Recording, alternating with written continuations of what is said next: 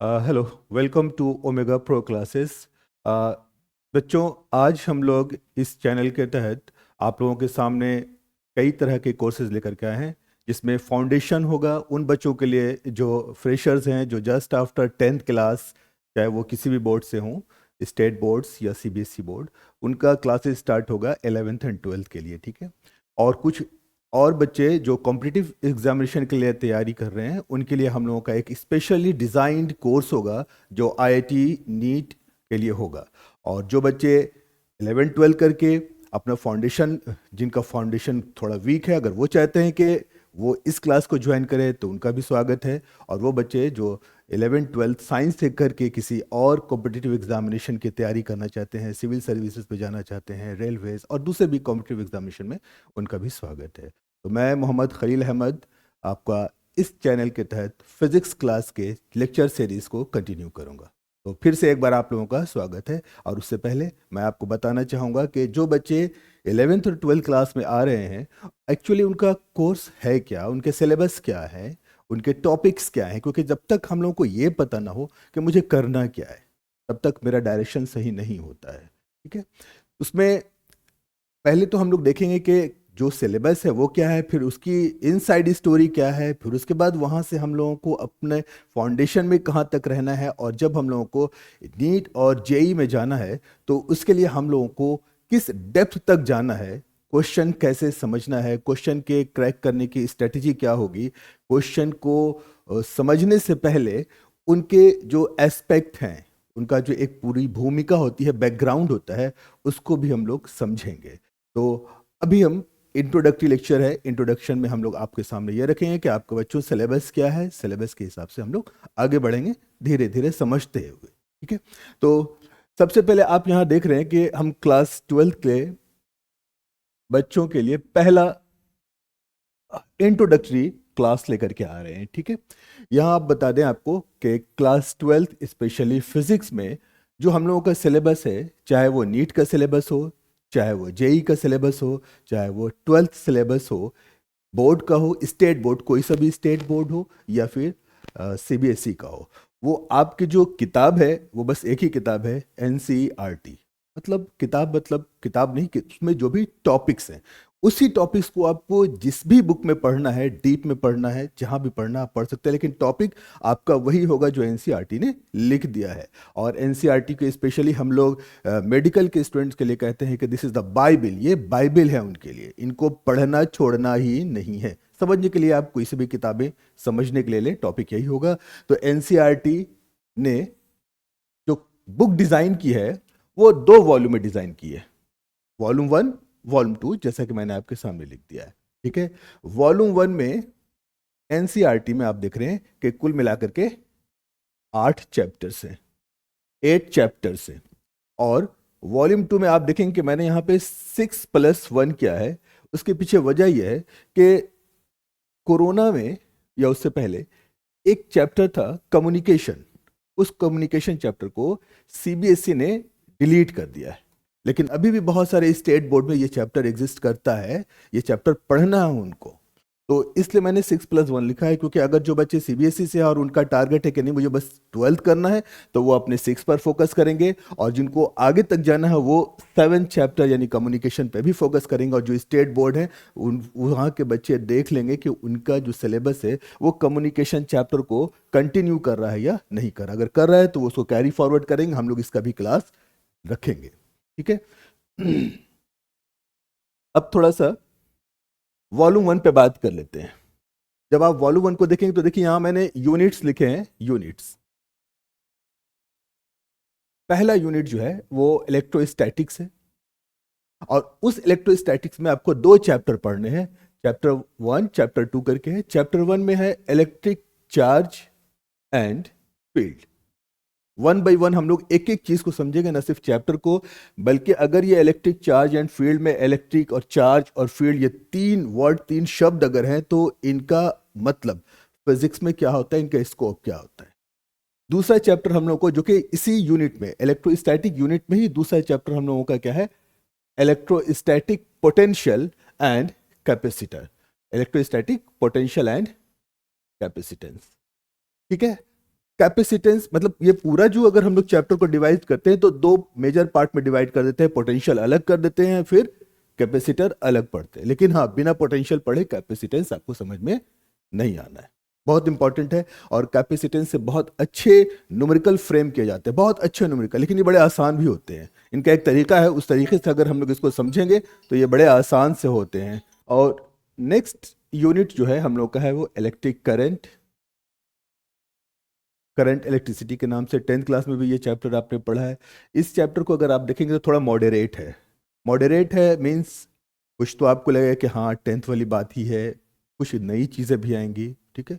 लेकिन इसका जो दूसरा पार्ट है जिसमें स्पेशली हम लोग किरचॉफ्स लॉ पढ़ते हैं और उस पर बेस्ड जो न्यूमेरिकल है वो हम लोग को पकड़ना है यहाँ पर। वही हम लोग का मेजर सेक्शन इसके, यानी कि दो पार्ट है, दो पार्ट में एक पार्ट तो आपका 10th क्लास का है, फिर कुछ 12th क्लास का थोड़ा सा नया टॉपिक सब है, कुछ डिफिकल्ट नहीं है। लेकिन हाँ, जो दूसरा है जिसमें हम लोग किरचॉफ्स लॉ उसका इम्प्लीमेंटेशन यानी कि उसको कैसे अप्लाई करना है, यानी न्यूमेरिकल्स कैसे बना रहे हैं, वो देखना है, वो बहुत इंपॉर्टेंट है। और वो अगर पकड़ में आ गया तो फिर ये चैप्टर आपके हाथ में है, कोई दिक्कत नहीं है यहाँ पर, ठीक है।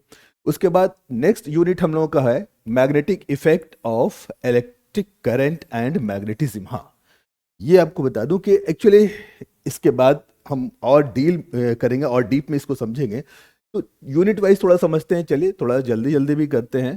तो magnetic effect of electric current and magnetism में आप देख लेते हैं, यहाँ पे एकदम क्लियर है कि हम लोग यहाँ पर क्या देख रहे हैं। जो ऊपर में चैप्टर 3 में हम लोगों ने पढ़ा है, यानी यूनिट 2 चैप्टर 3, इसमें हम लोगों ने पढ़ा magnetic effect of electric current, यानी करंट जब आपने पढ़ लिया तो करंट का इफेक्ट क्या है, उसका प्रभाव क्या है। करंट भी कुछ पैदा करेगा, क्या करेगा वो, मैग्नेटिज्म प्रोड्यूस करेगा। ये एक बड़ा इंपॉर्टेंट कहिए कि रिवोल्यूशनरी क्रांतिकारी खोज था, और इस पर हम और आगे बात करेंगे, बहुत अच्छे से देखेंगे कि क्या चीज़ है, यूनिवर्स कैसे काम करता है, और यूनिवर्स के काम करने के पैटर्न में कुछ बहुत बेसिक लॉज हैं। उसी लॉज को आगे कंटिन्यू करते हुए, यानी कि हम लोग उस लॉज पर कोई भी फिजिसिस्ट होता है उसको बिलीव करता है और आगे उसी पर्सपेक्टिव में फिनोमेना को देखता है, तब उसको जनरलाइज करता है, जनरलाइज करने के बाद किसी लॉ तक पहुंचता है। देखने में तो बहुत ही सब चीज़ें अलग अलग लगती है, लेकिन कहीं ना कहीं माना यह जाता है कि वो एक बेसिक प्रिंसिपल पर काम कर रही है, यानी कि यूनिफिकेशन पर काम कर रही है।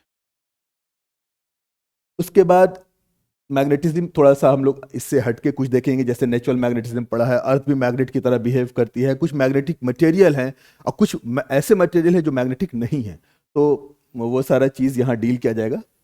लेकिन सबसे इंपॉर्टेंट जो होगा हम लोगों का इसमें ये फोर्थ वाला, भाई ये फोर्थ वाला तो समझ लो कि एकदम जान है, इलेक्ट्रो मैग्नेटिज्म का ये जान है, इसको पकड़ लीजिए। तो इसमें ज़्यादातर चीज़ें जो हैं वो बहुत कॉम्प्लिकेटेड नहीं हैं, लेकिन ये आपको पढ़ना, सारे लॉज इसी में है, आपको बायट सेवर्ट्स है, लॉरेंट्ज फोर्स है, एम्पियर है, एम्पियर के एप्लीकेशन है, बायट सेवर्ट्स के एप्लीकेशन है, और बहुत अच्छे वाले न्यूमेरिकल्स सब है इसमें, ठीक है। लेकिन वो सारे न्यूमेरिकल्स को अगर समझना है तो उसको तरीके से हम लोग करेंगे, और सारे अच्छे वाले न्यूमेरिकल्स सब आपको बड़े आसान लगने लगेंगे। तो ये हम लोग फिर पहले से बता दे रहे हैं कि ये बहुत इंपॉर्टेंट है, और इसमें हम लोग को कैपेसिटेंस मैंने स्टार लगा दिया है, कैपेसिटेंस वाला पार्ट पकड़ लेना है, इसमें न्यूमेरिकल से बड़े अच्छे से पकड़ में आ जाएंगे। इलेक्ट्रिसिटी में हमने आपको बताया था कि देखो इसमें किरचॉफ्स लॉ को हम लोग को पकड़ेंगे, और किरचॉफ्स लॉ पर बेस्ड न्यूमेरिकल को पकड़ेंगे तो समझ लो कि हम लोग का काम हो गया, ठीक है। अब उसके बाद हम लोग आते हैं यूनिट 4 में। 3 यूनिट है, चैप्टर 5 हो गया। पहले में हम लोग का है इलेक्ट्रिक चार्जेस एंड फील्ड, दूसरे में इलेक्ट्रोस्टैटिक पोटेंशियल एंड कैपेसिटेंस, जो थर्ड वाला हम लोगों का है करंट इलेक्ट्रिसिटी, फोर्थ में हम लोग को उसी करंट का क्या देखना है, इफेक्ट देखना है, ठीक है।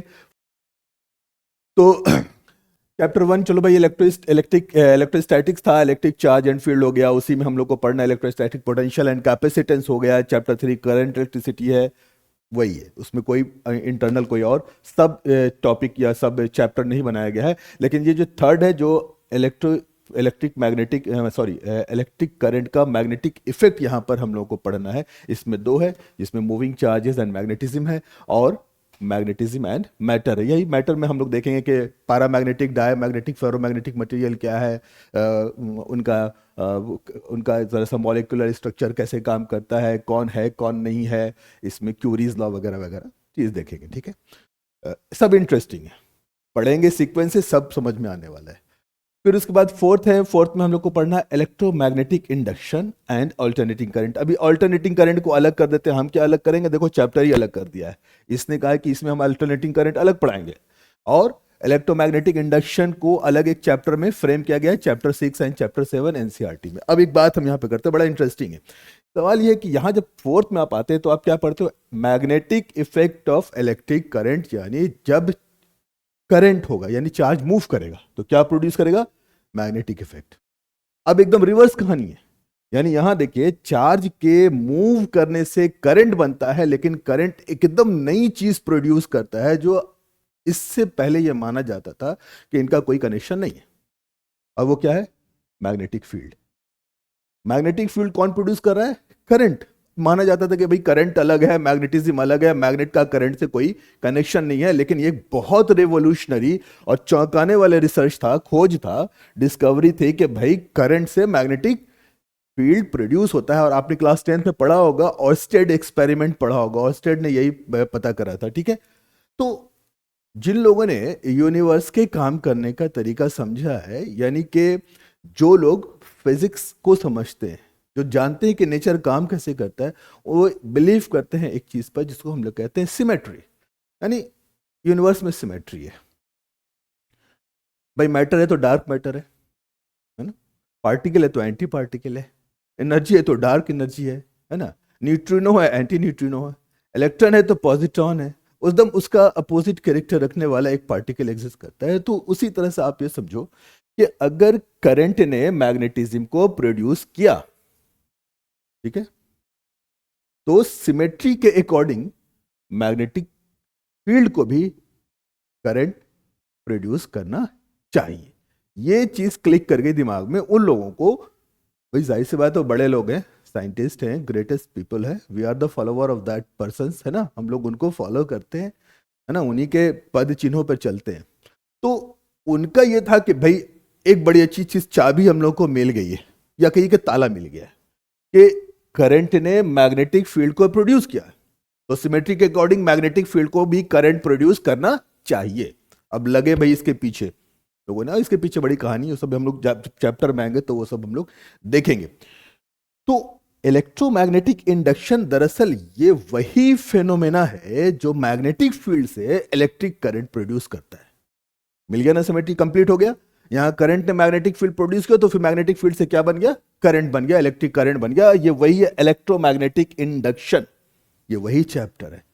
देखने में तो लग रहा है अलग है, लेकिन कितना रिसेंबल है, कितना इसमें कनेक्शन, इंटरनल कनेक्शन कितना है, ठीक है। तो ये बहुत इंपॉर्टेंट है। और आप देख रहे हैं कि कोई भी एक चैप्टर दूसरे चैप्टर से कितना गहराई से लिंक है। अगर आपने एक को छोड़ दिया तो समझे कि चलो भाई कोई बात नहीं, मेरा पहला छूट गया, हम दूसरा पकड़ लेंगे, नहीं कर सकते हैं, क्योंकि एक पूरा आपने कनेक्शन, पूरी उसकी जो रूट के बीच लिंक है उसको आपने पकड़ा ही नहीं, तो फिर अगला लिंक भी नहीं बनेगा, पूरा एक साइकिल कंप्लीट नहीं होगा, चेन एक भी टूटा, कॉन्सेप्ट का पूरा चेन टूट गया। उसके बाद ऑल्टरनेटिंग करंट पढ़ना है, ठीक है। यहां आपने करंट पढ़ा, यहां ऑल्टरनेटिंग करंट। जनरली यहां पर हम लोग डीसी की बात कर रहे हैं, यह ऑल्टरनेटिंग करंट। यहां पर हम लोग देखेंगे कि करंट टाइम का फंक्शन है और कैसे है ये डील करेंगे। ये बहुत इंपॉर्टेंट चैप्टर है, इसका अपना एक अलग इंडिपेंडेंट एग्जिस्टेंस है, बहुत इंपॉर्टेंट है। और कहीं ना कहीं आप देखिएगा कि अमंग द स्टूडेंट्स, मतलब बच्चों के बीच में क्लास 12th में जो आपके सीनियर हैं, भैया हैं, वो उनसे बात करेंगे तो कहेंगे कि भाई ये चैप्टर बड़ा भारी है, बड़ा कॉम्प्लिकेटेड है। लेकिन मैं ये बता रहा हूँ बिल्कुल भी कॉम्प्लिकेटेड नहीं। कॉम्प्लिकेटेड इसलिए कि आप इसको एज ए लिटरेचर पढ़ना चाहते हैं, बिल्कुल वैसे ही जैसे नॉवेल बुक कैसे पढ़ते हैं वैसे पढ़ना चाहते हैं। नहीं, इसको वैसे नहीं पढ़ना है। हम लोगों को ऑल्टरनेटिंग करंट जो पढ़ना है वो पढ़ना है इसके लैंग्वेज में। किसके लैंग्वेज में? फिजिक्स के लैंग्वेज में। और आपको बता दूं कि लैंग्वेज ऑफ फिजिक्स क्या है? मैथमेटिक्स है। यानी अगर फिजिक्स कहते हैं कि भाई ये एक स्ट्रेट लाइन में चलेगी, तो मेरे मुंह से बोलने से नहीं होगा, आपको उसको दिखाना पड़ेगा कि स्ट्रेट लाइन का जो मैथ में इक्वेशन होता है, ये भी वही इक्वेशन मेरे सामने रख रहा है, ठीक है। अगर हम ये कहते हैं कि ये सर्किल में घूमेगी, ऐसे सर्किल में घूम रही है, हॉरिजॉन्टल सर्किल में घूमे, वर्टिकल सर्किल में घूमे, जिसमें भी घूमे, अगर ये सर्किल है तो इसका पाथ का इक्वेशन सर्कुलर आना चाहिए, बस इतनी सी बात है। और जिसने ये सीख लिया, यानी जो फिजिक्स कह रहा है उसको उस मैथमेटिकल फॉर्मेट में, मैथमेटिक्स के रूप में दिखा दिया, और मैथमेटिक्स के रूप में अगर कहीं लिखा हुआ है तो उसको उसने समझ लिया, बस इसी का नाम है फिजिक्स। बस आपके हाथ में है फिजिक्स, फिर आपको कोई पढ़ाएगा नहीं, फिर आप पढ़ना जान जाओगे। फिजिक्स के पढ़ने में यही चीज को आपको समझना है कि लैंग्वेज कैसे सीखना। लैंग्वेज में बेटा टाइम लगता है, देखते हो ना, जब हम लोग छोटे थे बड़ा मुश्किल से याद होता था, APPLE एप्पल, टाइम लगता था, है ना। और उसके बाद अभी तक समझो लैंग्वेज हम लोग सीख ही रहे हैं, है ना। लैंग्वेज सीखना शुरू तो करते हैं, पता नहीं खत्म कब होता है। तो mathematics is the language of physics, धीरे धीरे सीखेंगे, कोई हड़बड़ी नहीं है। हड़बड़ाएंगे तो हड़बड़ी में गड़बड़ी होगा, ठीक है। अब उसके बाद हम लोगों को आना है इस लास्ट यूनिट में, इसके वॉल्यूम 1 के, जिसका नाम क्या है, इलेक्ट्रोमैग्नेटिक वेव। अब इसमें भी आप देखेंगे तो बड़ा इंटरेस्टिंग एक चीज़ है, एक तो हमारा इलेक्ट्रो, फिर आ रहा है मैग्नेटिक, और फिर एक नया चीज़ जुड़ गया भाई साहब, वेव। यानी अगर देखोगे तो ये इलेक्ट्रो का रिलेशन कहाँ से है भाई, यहाँ से इलेक्ट्रो का रिलेशन है, ठीक है। मैग्नेटिक का रिलेशन कहाँ पर है, यहाँ पर है, दिख रहा है ना। और इन दोनों को जोड़ दिया, और जोड़ने के बाद एक नया चीज सामने आ गया, वो क्या था, वेव। अब वेव को बहुत अच्छे से पढ़ेंगे, है ना। आपने एकदम सिंपल लेमन तरीके से बात करते हैं, तो बहुत पॉलिश होकर बात करें ना, कुछ समझ में नहीं आना भाई। ऐसे ऐसे जो चल रहा है, लहरा के चल रहा है, वो लेव है ना, वो क्या है, वही मेरा वेव है। तो इसका मतलब है कि इलेक्ट्रोमैग्नेटिक वेव का मतलब क्या है कि कहीं ना कहीं कोई चीज है जो इलेक्ट्रो से आ रही है, कहीं ना कहीं कोई चीज है जो मैग्नेटिज्म से आ रही है, और वो दोनों चीज क्या हो रही है, ऐसे लहरा के चल रही है, उसी का नाम क्या हो गया, इलेक्ट्रोमैग्नेटिक वेव। अब सवाल उठता है कि वो कौन सी चीज आ रही है इलेक्ट्रो से, वो कौन सी चीज मैग्नेटिक से आ रही है, और ये जो वेव जो बन रही है उसमें क्या चीज प्रोपगेट कर रही है, क्या चीज आगे बढ़ रही है ना? और ये यहां क्यों नहीं हुआ था, ये यहां क्यों नहीं हुआ था, और यहां क्यों नहीं होता, यहां पर क्यों हुआ, नहीं, यानी इन सब में से कोई तो डिफरेंस आया होगा ना भाई, क्योंकि इलेक्ट्रो यहां था लेकिन यहां वेव नहीं है, मैग्नेटिज्म यहां था यहां भी वेव नहीं है। तो आखिर ये इन दोनों की जगह से क्या चीज नई आ गई यहां पर कि यहां पर मेरा वेव बन गया, ये चीज देखेंगे हम लोग। तो पूरी चीजों को, यानी ये 5 यूनिट और 8 चैप्टर मिलकर के क्या हमारा वॉल्यूम 1 है, ठीक है, वॉल्यूम 1 है। अब इसको और अच्छे से समझेंगे। यहाँ पे थोड़ा मैंने सिर्फ चैप्टर के नाम रखे, क्योंकि देखो एक सिंपल सी बात है कि मुझे जो चीज़ करना है वो मुझे मालूम होना चाहिए। मुझे बाजार जाना है लेकिन पता ही नहीं है मुझे खरीदना क्या है, मेरा जाना बेकार है, वर्डलेस, है ना। तो उसी तरह से हम लोगों को फिजिक्स पढ़ना है, 12th क्लास में है, वॉल्यूम 1 पढ़ना है। वॉल्यूम 1 में क्या पढ़ना है भाई, है ना, मालूम तो होना चाहिए। कुछ नहीं है, कम से कम मोटे मोटे तौर पे चैप्टर का नाम क्या, हाँ भाई मुझे क्या पढ़ना है, चलो यूनिट नहीं पता कोई बात नहीं, चैप्टर तो पता होने चाहिए ना, कि भाई हमको पहला चैप्टर पढ़ना है इलेक्ट्रिक फील्ड एंड चार्ज, ठीक है ना। यहाँ पढ़ना पोटेंशियल कैपेसिटेंस पढ़ना, ये दोनों मिलकर इलेक्ट्रोस्टैट क्यों कहलाता है, देखेंगे हम लोग, ठीक है। अब हम लोग नेक्स्ट में फिर से अब हम देखिए, अब यहाँ पर आ रहे चार्ज पर थोड़ी सी बात करेंगे। देखो चार्ज का नाम तो कम से कम सुना होगा आप लोग, चार्ज को हिंदी में आवेश भी बोलते हैं, ठीक है। तो ये चार्ज पर पहले बात करेंगे, और फिर हम लिंक करेंगे वॉल्यूम 1 के चैप्टर्स को। ये एक्चुअली ये है क्या, आपको तो लग रहा है ना कि भाई साहब बहुत पढ़ना है, भाई बहुत पढ़ना, 8 चैप्टर पढ़ना है ना, बहुत लग रहा है। देखते हैं क्या चीज़ है उसमें चार्ज। अब क्या चीज़ है क्या नहीं है, हम लोग जब चैप्टर 1 स्टार्ट करेंगे तो चार्ज को बहुत अच्छे से समझेंगे। चार्ज कहते किसको हैं, चार्ज है क्या चीज़, डेफिनेशन क्या है, प्रॉपर्टी क्या है, वगैरह वगैरह सब पढ़ेंगे। मगर आप लोग कुछ जानते होंगे थोड़ा बहुत, किसी ने पढ़ा होगा कि चार्ज इंट्रिंसिक प्रॉपर्टी है किसी मैटर का, किसी ने कहा पढ़ा होगा कि फंडामेंटल प्रॉपर्टी है मैटर का। भाई सब सही है, कोई गलत नहीं है, ठीक है। लेकिन एक चीज हम बता देते हैं कि किसी भी चीज को हम लोग सिर्फ शब्द, स्पेशली बात करें ना फिजिक्स में, कि हम सिर्फ शब्दों से खेल करके फिजिक्स को नहीं समझ सकते।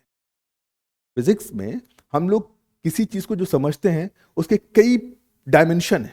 उसमें एक ऐसा है कि जिसमें हम लोग उसके प्रभाव से उसको पहचानते हैं। जैसे आप लोगों ने सबसे पहले फोर्स पढ़ा होगा 7th 8th में, जब गए होंगे इंट्रोडक्टरी में, मतलब चैप्टर्स हैं, तो उसमें आपने पढ़ा होगा फोर्स या बल, है ना। फोर्स किसी को दिखता है नहीं, लेकिन अगर पर्दा हिल जाए, है ना, तो लगता क्या है, कुछ फोर्स लगा है तो पर्दा हिल रहा है ना।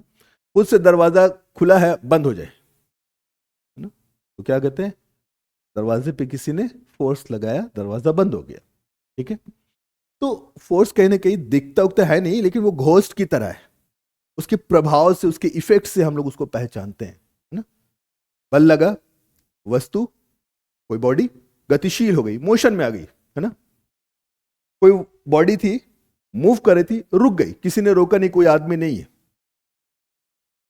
दो चीजें, फिजिक्स का आदमी क्या कहता है, फोर्स लगा, और जो फिजिक्स नहीं क्या कहेगा कि भाई कोई घोस्ट है आसपास, किसी ने रोक दिया। यस, कहीं ना कहीं बल क्या है, घोस्ट भी है। तो हम लोग प्रभाव से पहचानते हैं। उसी तरह से चार्ज को भी हम लोग कैसे डिफाइन करेंगे, उसके प्रभाव से, कि चार्ज करता क्या है, क्या करता है जो चार्ज ही कर सकता है, दूसरा नहीं करेगा, वही चार्ज है ना। वो एक ऐसी घटना, एक ऐसा फेनोमेना, एक ऐसी इवेंट जो सिर्फ चार्ज कर सके, कोई दूसरा ना कर सके, तो वही तो चार्ज का डेफिनेशन है। आगे बात समझ में, तो वो हम लोग देखेंगे। लेकिन थोड़ी सी बात हम लोग यहां पे करते हैं, स्टेट ऑफ चार्ज क्या, यहां पे फिर से हम थोड़ी सी बात और करेंगे। आप लोगों ने स्टेट वर्ड तो पढ़ा होगा, सिविक्स में नहीं कह रहा, सिविक्स में वो नहीं, राज्य स्टेट वो नहीं, ये और वो भी स्टेट नहीं जो एप्लीकेशन में आप लिखते हैं कि I have to state that, no that is not state. Is ये कौन सा स्टेट है, फिजिक्स में दो स्टेट की बात होगी बेटा। एक तो मैं बता दूं कि देखो, स्टेट वर्ड जब भी आएगा तो एक तो आप लोगों ने लिखा होगा कि हाँ सर जानते हैं, एक होता है ना सॉलिड होता है, एक होता है लिक्विड, ठीक है गुड, और एक होता है गैसियस स्टेट मोटे तौर पर, ठीक है। और उसके बाद और भी जानते हैं तो छोड़ दिए, मोटे तौर पे तीन स्टेट है, solid, liquid and gas. Yes, ये भी स्टेट है। लेकिन ये जो स्टेट है ना, इसको हम लोग कहते हैं थर्मल स्टेट। क्या बोलते हैं, थर्मल स्टेट। ये कौन सा स्टेट है, थर्मल स्टेट। अब क्यों थर्मल स्टेट कहते हैं, क्योंकि देखिए यहां पे थर्मल, थर्मो वर्ड जो है ना वो हीट के लिए यूज होता है। किसके लिए, हीट के लिए। तो जब कोई वस्तु, जब कोई बॉडी, जब कोई भी मैटर अपने में बदलाव लाता है, किसकी वजह से, हीट की वजह से, वो सॉलिड से क्या हो गया, लिक्विड हो गया। आपने उसको हीट दिया, गर्म किया, और वो सॉलिड से मेल्ट करके लिक्विड हो गया। और ज्यादा हीट दिया और वो क्या हो गया, गैसियस स्टेट में कन्वर्ट हो गया, वेपर में चला गया। तो वो जो उसकी स्टेट में चेंज आ रहा है ना, वो किसकी वजह से आ रहा है, हीट की वजह से आ रहा है। इसलिए कहलाता है थर्मल स्टेट। क्या कहलाता है, थर्मल स्टेट, है ना। लेकिन हम लोग मोशन पढ़ रहे हैं, रेस्ट पढ़ रहे हैं, एक्सेलरेशन पढ़ रहे हैं, है ना। आपने फिजिक्स में पढ़ा है कोई बॉडी रेस्ट में है, रेस्ट कितने तरह का, मोशन कितने तरह का, ठीक है ना भाई। तो वहां पर जो कोई बॉडी रेस्ट में थी, फिर मोशन में आ गई, फिर मोशन में थी एक्सेलरेट करने लगी, फिर उसके बाद क्या हुआ भाई कि रेस्ट में भी आ गई। तो ये सब रेस्ट, मोशन, एक्सेलरेशन, ये सब जो पढ़ रहे हैं ना, ये भी स्टेट ऑफ द बॉडी है। एक बॉडी है रेस्ट में, पेन है मेरे हाथ में, रेस्ट में, हम यूं यूं हिलाने लगे, मोशन में आ गए, यानी पहले से दूसरे के स्टेट में चेंज आ गया, है ना, उसकी अवस्था बदल गई, रेस्ट से मोशन में आ गए। इसको कहते हैं हम लोग मैकेनिकल स्टेट। क्या बोलते हैं, मैकेनिकल स्टेट। तो यहां पर जो हम स्टेट ऑफ चार्ज की बात कर रहे हैं बेटा, तो वो कौन सी बात हो गई, मैकेनिकल स्टेट। कौन सी स्टेट, मैकेनिकल। बोला नहीं जाएगा, वो आप खुद समझ जाओगे। जहां पर हम लोग सॉलिड, लिक्विड, गैसेस ये सब बात कर रहे हैं ना, वो थर्मल हो गया। यहां पर हम लोग रेस्ट एंड मोशन, जब भी रेस्ट एंड मोशन आ गया वो क्या हो गया, मैकेनिकल स्टेट। तो ये मैकेनिकल स्टेट है। तो हम लोग चार्ज के मैकेनिकल स्टेट की बात करेंगे। तो चार्ज कितने, मैकेनिकल स्टेट कितने तरह के हुए, दो तरह के। कौन कौन, रेस्ट, मोशन, बस। मैकेनिकल स्टेट कितने हुए, दो। कौन, रेस्ट, मोशन। क्लियर है। तो अब चार्ज जो भी डेफिनेशन है, आप जो भी जानते हो, थोड़ा ही सा एक लाइन जानते हो, उसने ही माइंड में रखोगे, बाकी डील तो हम लोग करेंगे ही करेंगे। तो वो चार्ज दो तरह से आपके सामने आएगा, दो तरह से ही आप देख सकते हो चार्ज को। क्या तो कहीं देखोगे चार्ज क्या है, रेस्ट में, या फिर हम लोग क्या देखेंगे, चार्ज क्या है, मोशन में। रेस्ट में होगा या मोशन में होगा। अब अगर चार्ज रेस्ट में, सपोज दैट ये ना, ये मेरे यहां पर पिन पर चार्ज, और ये चार्ज रेस्ट में, और अभी चार्ज नहीं था, मान लो कुछ नहीं है, मैंने ये चार्ज को छुपा लिया, है ही नहीं, चार्ज नहीं है, यहां पर कोई चार्ज नहीं है, ठीक है। और अब कोई चार्ज आ गया, तो सिर्फ एक बात सोचना है कि भाई जब नहीं था तो एक कोई बात थी, और जब आ गया तो क्या वही बात अभी भी है, या कुछ बदलाव हुआ होगा। ठीक है, वो बदलाव मुझे समझ में नहीं आ रहा है, मैं नहीं समझ पा रहा हूं, मुझे फील नहीं हो रहा, मैं नहीं देख पा रहा हूं, वो एक अलग कहानी है। लेकिन आपका आपका सोच क्या कहता है कि क्या चार्ज के ना होने और चार्ज के होने में दोनों हालत बराबर है? बिल्कुल नहीं। कुछ तो हुआ होगा, ठीक है, मेरे को नहीं समझ में आ रहा, वो अलग बात है। मेरे को नहीं समझ में आ रहा, वो एक अलग बात है, लेकिन कुछ तो चेंजेस हुआ होगा ना। तो जब चार्ज आता है तो उसके आसपास का जो एनवायरनमेंट है, उस एनवायरनमेंट पर उसने कुछ ना कुछ तो असर डाला होगा, कुछ तो किया होगा भाई। उसको पढ़ेंगे हम लोग कहां, रेस्ट के स्टेट में जब चार्ज होता है उसमें पढ़ेंगे। यानी चार्ज एट रेस्ट होगा तो वो करता क्या है वो पढ़ेंगे। और दूसरा, जब चार्ज है मगर रेस्ट में नहीं है, मूव कर रहा है ना, मूव कर रहा है, स्ट्रेट लाइन में मूव कर रहा है, चार्ज गिर रहा है ना, चार्ज एक्सेलरेट कर रहा है, कोई भी मोशन में, रेस्ट में नहीं है, तो उस कंडीशन में चार्ज का प्रभाव क्या वही होगा जो रेस्ट में था? सिंपल सी बात है, कॉमनली सोचते तो क्या लगता है, नहीं कुछ तो बदलाव हुआ होगा, और अगर नहीं होता तो फिर अलग से क्यों पढ़ रहे होते, वही टॉपिक रखते ना, कुछ तो फर्क हुआ होगा ना, उसी फर्क को यहां पढ़ना है। तो चलिए थोड़ा सा हम लोग, अब मैंने बात करी थी ना कि फिजिक्स में जब भी हम लोग को पढ़ना है तो क्या पढ़ना है, एक लैंग्वेज भी पढ़ना है। यानी हम उसको मैथमेटिकली कैसे दिखाएंगे, मैथमेटिकली कैसे एक्सप्रेस करेंगे। तो देखो वही चीज लिखा, मैंने कोई नई बात नहीं लिखी है। मैंने कहा रेस्ट, रेस्ट का मतलब क्या हो गया, वी, वी से आपको पता है ना क्या दिखाते हैं हम लोग, वेलोसिटी। क्या दिखाना है, वेलोसिटी। वी क्या है, वेलोसिटी या स्पीड, ठीक है। तो जब बॉडी रेस्ट में तो उसकी वेलोसिटी क्या होगी, 0, ठीक है। और जब बॉडी रेस्ट में है, वेलोसिटी 0 है, तो आप सब लोग जानते हैं 11th क्लास में आपने पढ़ा होगा एक्सेलरेशन, त्वरण, हिंदी में क्या बोलते हैं, त्वरण, एक्सेलरेशन, है ना, त्वरण। तो एक्सेलरेशन क्या होता है, rate of change of velocity, d v by dt, rate of change of velocity. भाई जब मेरा v 0 है तो एक्सेलरेशन भी क्या हो गया, 0, नो एक्सेलरेशन। यानी जब बॉडी रेस्ट में है तो वो अपना स्थान परिवर्तन नहीं कर रही है, there is no change in position, and no change in position means no acceleration, non accelerating state है। क्लियर हो गया, नॉन एक्सेलरेटिंग स्टेट, गुड। चलो अब इधर दूसरे में आते हैं। चलो, अगर बॉडी मोशन में होगी तो क्या मतलब है, मतलब यह हुआ कि उसकी वेलोसिटी 0 नहीं होगी, कुछ भी हो ना, कुछ भी हो मगर 0 नहीं होगी। अब यहां पर क्या देख रहे हैं, इसके दो पार्ट पे मैंने डिवाइड किया। अब वेलोसिटी, जब कोई चीज वेलोसिटी में है, मूव कर रही है ना, तो आप देखोगे कि दो बातें होंगी, या तो वो यूनिफॉर्मली मूव कर रही है, यानी उसका वेलोसिटी समय के साथ चेंज नहीं कर रहा है। एग्जाम्पल के तौर पर 40 किलोमीटर पर सेकंड के हिसाब से, 40 किलोमीटर पर सेकंड के हिसाब से कोई बाइक चला रहा है, और एकदम उसकी जो स्पीडोमीटर है ना, स्पीडोमीटर का नीडल 40 पर स्टक है, 40 पे, ना दाएं जा रहा है ना बाएं जा रहा है, चेंज नहीं हो रहा है। तो आप क्या बोलोगे, यूनिफॉर्म वेलोसिटी से ना। लेकिन अगर आप बाइक चला रहे हो जनरली, तो आप देखते हो कि कांटा जो है ना, उसका निडिल स्पीडोमीटर का दाएं बाएं होता रहता है। मतलब ये क्या बता रहा है, वेलोसिटी कांस्टेंट नहीं है, चेंज हो रहा है। तो दो ही वेलोसिटी हो सकती है, या तो वेलोसिटी कांस्टेंट है या वेलोसिटी कांस्टेंट नहीं है। कांस्टेंट होगी तो क्या बोलेंगे, यूनिफॉर्म है, कांस्टेंट नहीं होगी तो क्या बोलेंगे, नॉन यूनिफॉर्म। अपने पढ़ा भी है 9th क्लास में, uniform motion, non uniform motion, तो वही तो मैं भी लिख रहा हूं। देखो, तो जब बॉडी मूव करेगी तो दो तरह का मोशन होगा, या तो क्या होगा, यूनिफॉर्म, या क्या होगा, नॉन यूनिफॉर्म मोशन।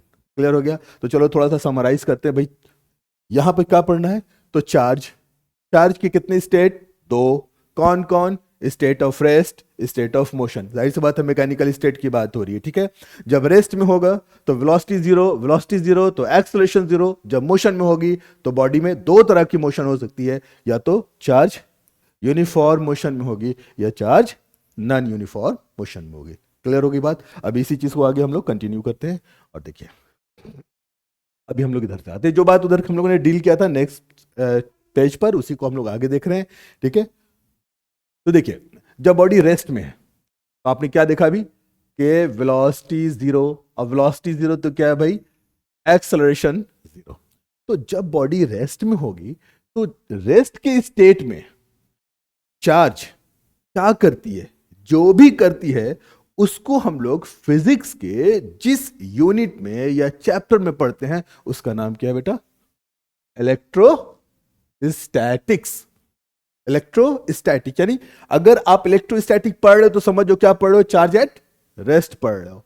यानी जब आपको चार्ज एट रेस्ट पढ़ना तो किस चैप्टर में जाना है, इलेक्ट्रोस्टैटिक में। देखो मेरा दिमाग अब पहुंच गया ना उस टॉपिक पर, ये जो 8 चैप्टर दिख रहा था वहां पे अगर मान लीजिए कोई न्यूमेरिकल है, आप बात करो कि भाई वहां पे चार्ज मेरा क्या है, रेस्ट में है। जब चार्ज रेस्ट में है, अब मुझे समझ में नहीं आ रहा है कि भाई इसके आगे की कहानी कहां पढ़े, तो इतना तो समझ में आ रहा है ना कि कौन से चैप्टर पढ़ना है, 8 में क्या पढ़ना है, इलेक्ट्रोस्टैटिक पढ़ना है तो वो जो 8 था तो हम सिमट के आ गए ना उस पॉइंट पर, आपको एग्जैक्टली पता तो चल गया ना कहां पर। तो ये होता है जब आपको अपने सिलेबस के बारे में मालूम होता है, ठीक है। तो अब आगे की बात, जब चार्ज रेस्ट में होगा तो करता क्या है उसका, अभी मैंने कहा था ना कि जब चार्ज नहीं है और चार्ज जब होगा तो दोनों हालात बराबर नहीं होंगे। कुछ तो चार्ज ने किया है आकर, और क्या किया उसने, क्या पैदा किया है, इलेक्ट्रिक फील्ड। क्या पैदा किया है, इलेक्ट्रिक फील्ड।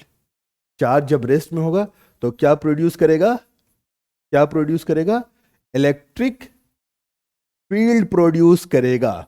अब देखिए फील्ड को याद रखिएगा, यूनिफाइड फील्ड का कॉन्सेप्ट आ गया है फिजिक्स में। अभी हम लोग उधर बहुत वो बड़ी बातें हैं, कभी कभी चर्चा में चर्चा कर लेंगे ना, कोई बात नहीं, है ना। तो क्या प्रोड्यूस करेगा, चार्ज जब रेस्ट में होगा तो क्या प्रोड्यूस करेगा, इलेक्ट्रिक फील्ड। इसको पकड़े रहना, कुछ नहीं याद रखना, बस रेस्ट में है क्या करेगा, इलेक्ट्रिक फील्ड। ग्रेविटेशनल पढ़ा था ना, ग्रेविटेशन, ग्रेविटेशनल फील्ड पढ़ा, तो यहां पर भी एक फील्ड आपको मिला है, इलेक्ट्रिक फील्ड, ठीक है। तो ये हमारा हो गया। अब फिर से आइए, जब हमने बताया था कि मोशन में होगा, तो मोशन में होगा तो एक चीज बता दे रहे, देखो बड़ा डायनामिक्स, डायनामिक्स बड़ा सुना होगा आप लोगों ने, मैकेनिक्स पढ़ लोगे ना क्लास 11th में तो पढ़ा होगा भाई सर अभी हम लोग क्या पढ़ रहे हैं, तो मैकेनिक्स पढ़ रहे हैं, तो अभी क्या पढ़ रहे हैं, तो हम लोग काइनेमेटिक्स पढ़ रहे हैं, तो अभी क्या पढ़ रहे हैं, तो डायनामिक्स पढ़ रहे हैं।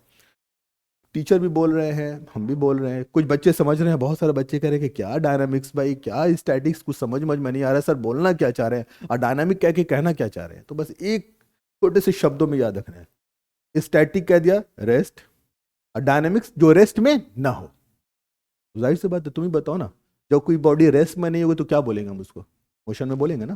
तो डायनामिक्स क्या हो गया, मोशन। कैसा मोशन, सब तरह का मोशन, आपको स्पेसिफाइड नहीं करना है। अगर वो रेस्ट में नहीं है, चाहे जैसे भी मोशन में है, कहां चले आना आपको, डायनामिक्स में। तो चूंकि हम लोग चार्ज को पढ़ रहे हैं तो यहां पर हम लोग इलेक्ट्रोडायनामिक्स में आ गए, और रेस्ट में पढ़ रहे थे चार्ज को तो कहां गए, इलेक्ट्रोस्टैटिक में आ गए। अब थोड़ी सी हम इलेक्ट्रो वर्ड पर एक 5 मिनट का आप लोगों को हम एक इसकी हिस्ट्री बताएंगे, लेकिन अभी नहीं। जब हम लोग इलेक्ट्रोस्टैटिक शुरू करेंगे तो वहां पर हम लोग शुरू करेंगे कि भाई ये इलेक्ट्रो वर्ड आया कहाँ से, मतलब क्या है, सब वहां करेंगे। थोड़ा सा अभी समझ लो। तो मोटे तौर पर जब अगर चार्ज को हम लोग पढ़ेंगे तो चार्ज के दो स्टेट हो गए, रेस्ट और मोशन। रेस्ट वाला स्टेट स्टैटिक, मोशन वाला स्टेट डायनामिक्स। क्लियर हो गया, रेस्ट वाला इलेक्ट्रोस्टैटिक और मोशन वाला इलेक्ट्रो डायनामिक्स। फाइन। जब रेस्ट में होगा तो क्या पैदा करेगा, इलेक्ट्रिक फील्ड प्रोड्यूस करेगा। रेस्ट में होगा क्या प्रोड्यूस करेगा, इलेक्ट्रिक फील्ड। और जब मोशन में होगा तो क्या करेगा, वो हम लोग देखेंगे अभी। तो मोशन में देखिए भाई दो चीजें होंगी, दोनों को थोड़ा सेपरेट करके पढ़ना जरूरी है। यहां देखिए, अभी मैंने बताया था यूनिफॉर्म मोशन। जब यूनिफॉर्म मोशन में होगा तो वेलोसिटी क्या होगा, कांस्टेंट होगा। तो एक्सेलरेशन का फॉर्मूला क्या होता है, rate of change of velocity. तो जब कांस्टेंट है तो कोई चेंज नहीं हुआ, no change, no change means zero, तो एक्सेलरेशन क्या हो गया, जीरो। और जो थोड़ा सा मैथमेटिक्स जानते हैं उनको मालूम होना चाहिए कि कांस्टेंट का डिफरेंशिएशन जीरो होता है। तो वैसे समझ लो, अपना अपना समझने का तरीका है, ठीक है। अप्रोच अलग हो सकता है, रिजल्ट तो सेम है। दूसरी चीज क्या है, जब एक्सेलरेशन नहीं है तो हम कह सकते हैं ना कि ये नॉन एक्सेलरेटिंग स्टेट है। मोशन वाला तो है, लेकिन मोशन में भी कौन सा स्टेट है, नॉन एक्सेलरेटिंग है। और जब चार्ज एक्सेलरेट नहीं करेगा तो सर क्या प्रोड्यूस करेगा, है ना। बच्चों के दिमाग में कि सर ठीक है सर, रेस्ट में है तो इलेक्ट्रिक फील्ड कर रहा है, ठीक है। मोशन में है और एक्सेलरेट नहीं कर रहा है तो क्या प्रोड्यूस करेगा, तो चार्ज मूव कर रहा है, तो जब मूव करेगा तो क्या करेगा, मूविंग चार्ज क्या प्रोड्यूस करता है, करंट। पढ़ा है ना 10th क्लास में, चार्ज मोशन में क्या बनाएगा, करंट। अब जब करंट बनाता है तो यहां पर एक बड़ी क्रांतिकारी डिस्कवरी की थी किसने, ऑर्स्टेड ने। उनका एक्सपेरिमेंट था, 10th में पढ़ा, मैं उधर अभी नहीं जा रहा, नहीं तो लेक्चर तो बहुत लंबे हो जाएंगे।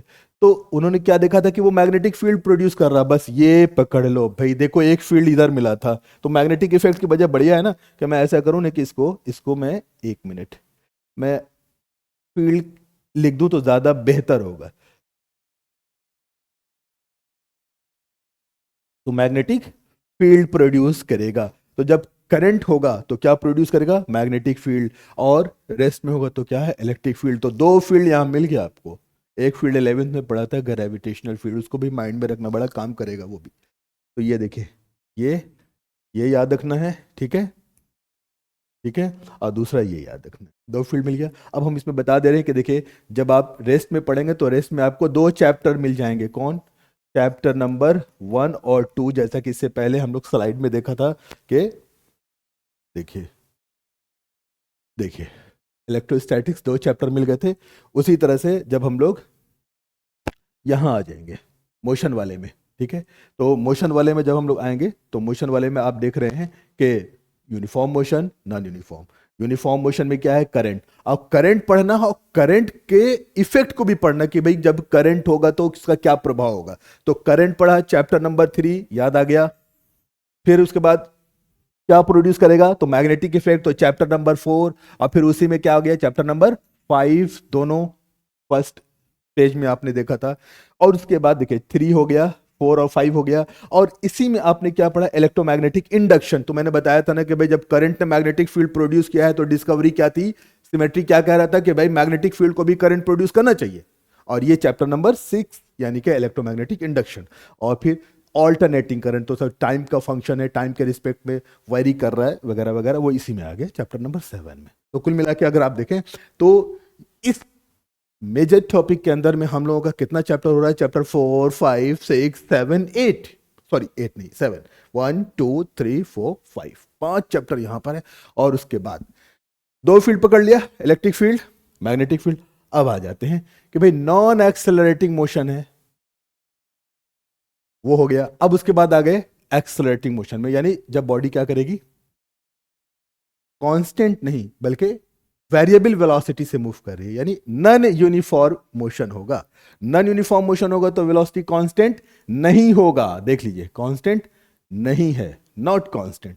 जब कांस्टेंट नहीं है तो इसका मतलब है कि कुछ ना कुछ उसके अंदर एक्सेलरेशन होगा, यानी एक्सेलरेशन जीरो नहीं होगा। यानी एक्सेलरेशन जीरो नहीं का मतलब एक्सेलरेशन होगा। और जब एक्सेलरेशन होगा तो हम क्या बोलेंगे कि भाई ये एक्सेलरेटिंग चार्ज है। और जब चार्ज एक्सेलरेट करता है तो क्या प्रोड्यूस करता है, ध्यान से देख लो। ये अपने आप में बहुत इंपॉर्टेंट क्वेश्चन है जो वर्बल हम लोग पूछते रहते हैं स्टूडेंट से कि क्या प्रोड्यूस करेगा, इलेक्ट्रोमैग्नेटिक वेव। अब यहां से फिर से देखो बड़े मजेदार चीज से आ रही, इलेक्ट्रो भी आ रहा है, अब मैग्नेटिक भी आ रहा है। अब यहां देखो, यहां पर आपने क्या देखा था, इलेक्ट्रिक फील्ड, और यहां क्या देखा था, मैग्नेटिक फील्ड। और दोनों फील्ड क्या कर रही है, दोनों फील्ड वेव के फॉर्म में, वेव जो होती है ना वो प्रोपागेट करती है, ट्रैवल करती है। तो यानी दोनों फील्ड का क्या है, ट्रैवलेंस है, यानी वेव का फॉर्मेशन कर रही है। डील करेंगे बाद में आराम से, अभी हम मोटे तौर पर हल्के हल्की बात कर रहे हैं। तो यहां पे इलेक्ट्रोमैग्नेटिक वेव का प्रोडक्शन हो रहा है। और इलेक्ट्रोमैग्नेटिक वेव कब प्रोड्यूस होगा, जब बॉडी चार्ज क्या करेगी, एक्सेलरेट करेगी। इसको याद रखना है, चार्ज क्या करेगी, एक्सेलरेट करेगी। तो क्या प्रोड्यूस करेगा, इलेक्ट्रोमैग्नेटिक वेव प्रोड्यूस करेगा। क्लियर है। तो यहां पर 3 चीजें सामने आ गई, 3 चीजों को याद रखना है। एकदम फाइनली कंक्लूड कर रहे हैं आज की क्लास को, ठीक है। तो जब रेस्ट में होगी इलेक्ट्रिक फील्ड, मोशन में होगी तो क्या करेगी, मैग्नेटिक फील्ड। याद हो गया, charge at rest electric field, charge in motion, motion का मतलब करंट, दोनों बातें की। करंट है तो भी कोई पूछे कि करंट है तो क्या पैदा करेगा, मैग्नेटिक फील्ड। कोई कहेगा कि चार्ज मूव कर रही तो क्या पैदा करेगा, मैग्नेटिक फील्ड। क्लियर है। लेकिन इसका मतलब यह नहीं है कि यहां पर इलेक्ट्रिक फील्ड नहीं होगा, इलेक्ट्रिक फील्ड होगा। चार्ज है तो इलेक्ट्रिक फील्ड होगा, ठीक है। लेकिन अब बोले कि तो सर आपने यूं क्यों कहा कि मैग्नेटिक फील्ड, यहां पर फील्ड इलेक्ट्रिक फील्ड है, क्या नहीं है, मैग्नेटिक फील्ड। और मोशन आने से क्या नया बन गया, मैग्नेटिक फील्ड। इसीलिए कहा जाता है कि moving charge produces magnetic field. इसका मतलब ये थोड़े ना है कि इलेक्ट्रिक फील्ड नहीं है और फिर यहां एक्सेलरेट कर रहा है, तो इसका मतलब एक्सेलरेशन भी तो टाइप ऑफ मोशन है ना।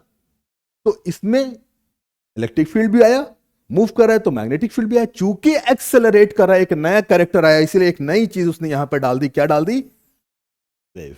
क्लियर।